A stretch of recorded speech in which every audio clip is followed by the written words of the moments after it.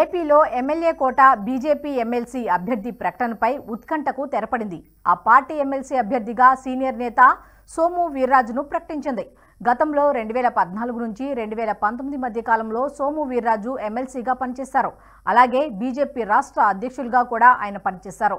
పొత్తులో భాగంగా ఇప్పటికే ఒక ఎమ్మెల్సీ అభ్యర్థి స్థానాన్ని బీజేపీకి కేటాయించారు. అయితే బీజేపీ ఎమ్మెల్సీ అభ్యర్థిగా చివరి నిమిషం వరకు బీజేపీ సీనియర్ నేత పాకాల సత్యనారాయణ, సోము వీర్రాజు విషయంలో పార్టీ హైకమాండ్ కాస్త తర్జనభర్జనకు గురైనప్పటికీ చివరకు సోము వీర్రాజు పేరునే ఖరారు చేసింది అధిష్టానం. ఇదిలా ఉంటే కూటమి ప్రభుత్వంలో టీడీపీకి 3, జనసేన బీజేపీకి ఒక్కొక్కటి చొప్పున సీట్లు సర్దుబాటు జరిగింది.